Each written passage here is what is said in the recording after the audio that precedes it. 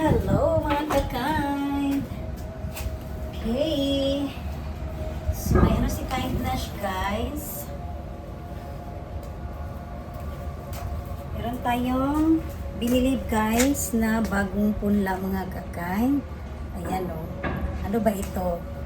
Ito po is alugbati mga kakain. Ayan. Diba?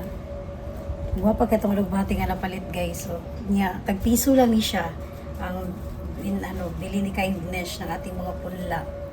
So, halos inubos ko doon kasi 10 na lang, guys. Inaabangan ko talaga yung store na yon. Tuwing na malengke ako, talagang tinitignan ko doon. Chine-check ko palagi kung meron na silang binibentang mga punla ng alugbati. And then, ayan po. So, tuwang-tuwa si Kindness kasi nga, imagine mo po, 10 lang ang punla na binenta nila doon ngayon. Kasi bihira lang kasi ito, guys. Kahit saan kayo magpunta dito sa Japan ng mga kukunti lang ang nagbebenta ng alugbati. Ayan, kaya syempre, bumili ako, guys. 8 ang binili ko. Okay? And then, itatanim ko to, guys. Dito po, mga kakain, no? Ayan, dito ko siya itanim.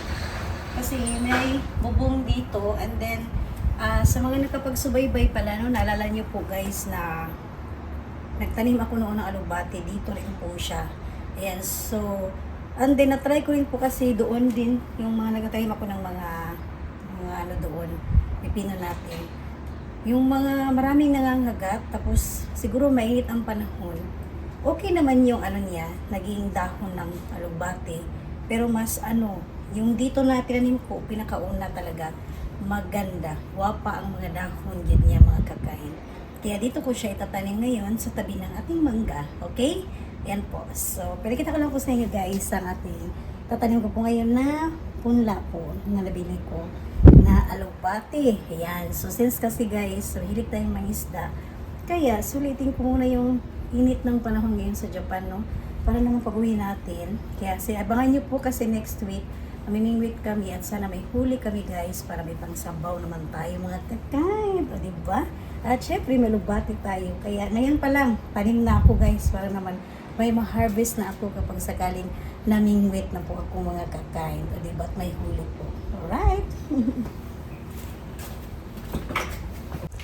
Alright, guys. So, ayan po, no, mga kakain. So, dito ko siya itatanim. Ayan, dahil may bakante po. 8 punla lang naman kasi yan ang ating alugbati. So, dito lang po siya, guys. Kasi, bakit po? Kasi, isa ito sa plano ko po, mga kakain, no? Kasi, since kasi dito umuulan ng snow, kahit umuulan man siya ng snow, pero may bubong kasi tayo dito. Ayan po.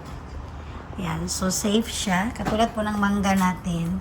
Yan. Kaya ang gagawin ko po, guys, na pinagplanuhan ko siya na kapag taglamig, baka ibalutin ko siya ng plastic, no? Kung katulad ng ginawa namin sa mangga.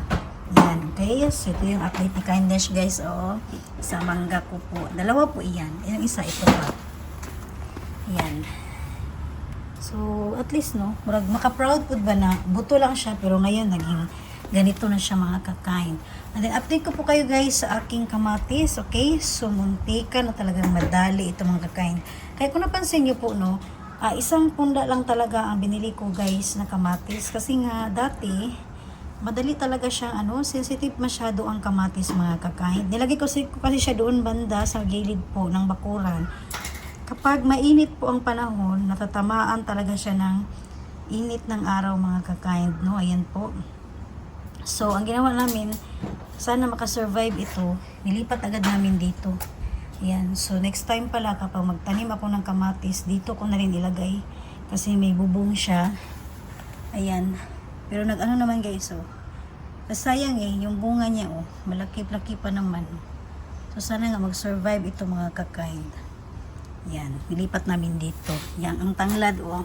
Ay, mga kakain. Nanakoy tanglad po kun. Pang sabaw-sabaw. Alright? So, ayan, guys, oh. Guwapa kayo po mga alugbati, oh. Thankful kay Kindness. Nakapalit ko alugbati, guys. Ayan. Happy kayo ko. Alright? So, umpisahan mo na ni Kindness ang magtanim-tanim po, mga kakain. Alright po, mga kakain. So, ngayon is, ako sa nibong kalon ang mga lupa, guys. Para, nasimulan na natin ang magtanim-tanim. Ikan man mi sa palengke guys, no? Na malengke mi. Then diretso na ko siya, hindi may ma-open. Diretso na ko siya itanong, dire. Wala na ko nag ano pa. And then busog kay ko mga kakain. Okay. So kasi ni pa upago na tong kuan. Cultivate muna natin yung lupa mga kakain. Sana maganda yung ano natin, no? Magiging harvest natin sa mga dahon na alugbati. Yan. So, hinabol ko talaga siya mga kakain kasi nga po, tawag nito, para may time pa tayo ba makaano, kasi summer pa, ano na tayo, kapag tanim na ako ng ating alugbati, para pag may huli tayo ng mga isda sa bawon guys, lami kayo. Sabi na ka lang maglauoy, di ba? Lami kayo, nilalugbate, maglaw sa lauoy. At sana nga, no, update ko rin sa inyo mga kakain yung, kasi since dito natin ito ay tinanim, update ko rin po sa inyo kapag mag-snow, taglamig. Kung ano ba siya, mabuhay rin ba? Yan. Hindi naman siya matamaan ng snow dito eh. Safe naman siya. Nagpapa ba kayong yuta na ito dito? Nagpapa kayo guys. Wow. Diyan na kayo din siya. Cultivate yun ako guys. 8 punla. Okay? Right?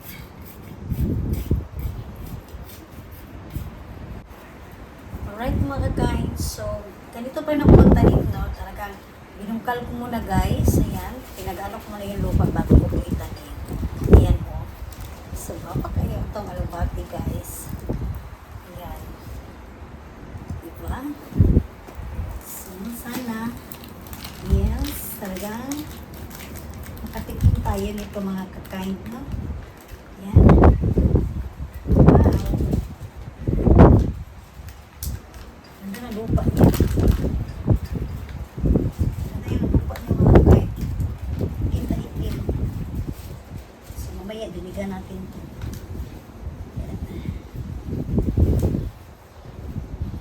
Okay. Wow.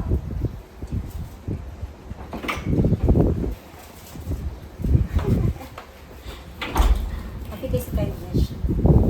No. Buyag kayo mga kakain. Ito ko sa'yo na malapitan guys. Oh.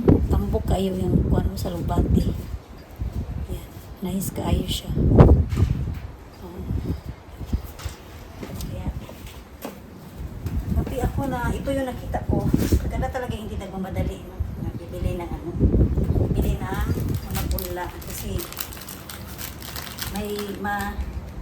may matagpuan ka talagang mas maganda pa na punla natin. Yan. Hindi na ako pumunta pa sa malayo. Hinintay ko na lang na may binibenta doon. Okay. Wow. Hindi ko ganoon. Bigil kasi kindness guys.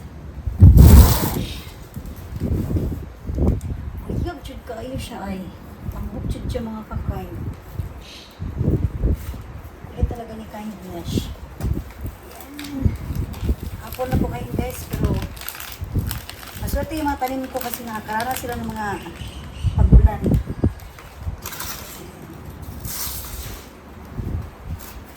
Right? Ito dito na.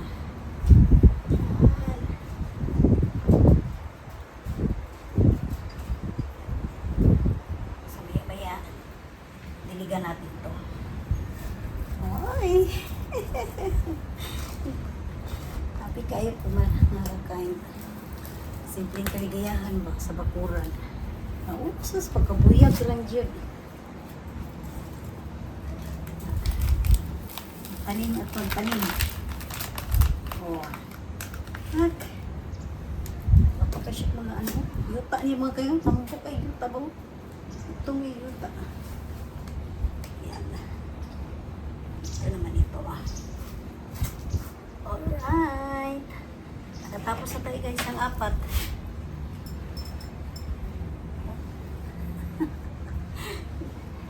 Wow. Okay? Ah, bilis, no? Alright po mga kakain. So, ayan po tapos ako si Kaidesh dito, no? Ayan po sa aking mga tanim po dito, guys. So, tapos ako sa aking pagtatanim ng alabati. Ayan po. So, nililisan ko na rin dito, guys. Tinanggalan ko ng madamo-damo. Parang ganda naman yung ano natin. Yung ating lemongrass. Ayan. Tapos yung kamatis. Ayan, tinanggal ko yung ibang mga dahon yan na ano na talaga. So, sana is update ko lang din po sa inyo, guys. Kaya medyo naluyagid siya. Bisa na to ni karon. Yan po. So, happy kayo ko guys, oh. Kay, kung nakita nyo po, talagang medyo buyag kayo atong alugbati. Sana tuloy-tuloy ang paglago ng kanyang mga dahon at na maka-harvest tayo. Lalo na kapag may mga huli po na isda si Kindness. Alright.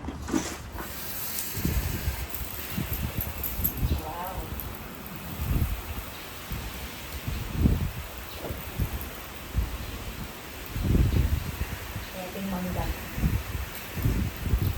Sama yung mangga natin sa ating kamatis. Itong tanlag.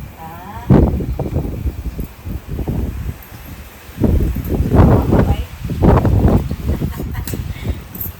Nag-iga si Kindness. Yan. Para ano talaga, no?